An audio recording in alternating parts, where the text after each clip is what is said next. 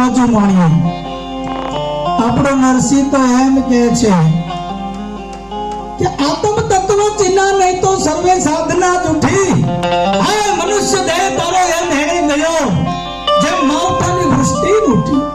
તમારા નિજને, તમારા સ્વરૂપને, આત્મ સ્વરૂપ એને તમે ઓળખો નહીં તો કે આ જન્મ ગુમાવી દીધો. આત્મ તત્વ ચિનો નહીં તો સર્વે સાધના જૂઠી. મનુષ્ય દેહ તારો એમ હેણે ગયો જેમ માવઠાની વૃષ્ટિ ઉઠી. માવઠાનો વરસાદ થઈને માલને બગાડી નાખે એમ બગાડી નાખે. એ મહાપુરુષો તો બહુ જાજુ બોલી ગયા છે. શું થયું તપને તીર્થ કર્યા થકી? શું થયું માળા ગ્રહી નામ લીધે? શું થયું તિલક ને તુલસી ધરિયા થકી? આ આત્મ તત્વ ચિનો નહીં તો સર્વે સાધના જૂઠી. શું થયું ઘટ દર્શન સેવા થકી? આ શબ્દ છે નરસિંહ મહેતાના છે. હું તો ખાલી એની ટપાલ વાંચું છું. એટલે એને ઘટ દર્શન એટલે મૂર્તિની ઉપાસના કરો તો શું, માળા ફેરવો તો કે શું? અરે ગંગા જળ પાન કીધે શું થયું? ગંગા જળ પાન કીધે શું થયું? વર્ણનો ભેદ આણે બધા વર્ણ ભેગા થઈને જમવા માંડો તો કે શું થયું? આ આત્મ તત્વ ચિનો નહીં તો સર્વે સાધના જૂઠી.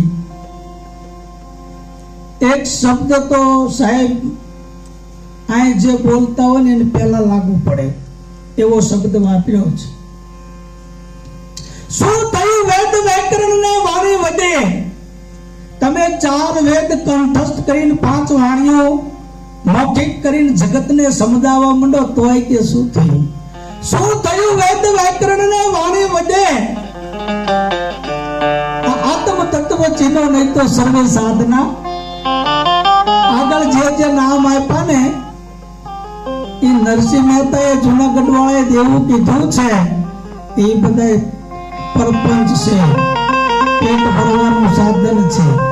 એ સર્વે પરપંચ છે, પેટ ભરવા તણા આત્મ રામ પરિબ્રહ્મ ન જોયો તો હરિ નરસૈયો. એનું દર્શન કરતા આ મનુષ્ય ચિંતામણી દેખ. આ મુદ્દો જે મળ્યો છે ને બાપ એ હસતા હસતા જવા માટે મળ્યો છે અને રડતા રડતા જઈએ ના તો અહીં જે કરવા મને તમને સતગુરુ કયો, પરમાત્મા કયો એને જે મેકેલા છે ને ત્યાં આ મૂડી કાંઈક અવળી વાપરી નાખી છે. એટલા માટે ટૂંકમાં 15 મિનિટ તો થઈ જાય છે એટલે મારું વાણીને વિરામ આપું છું. બોલ જય સતગુરુ મહારાજ કી જય.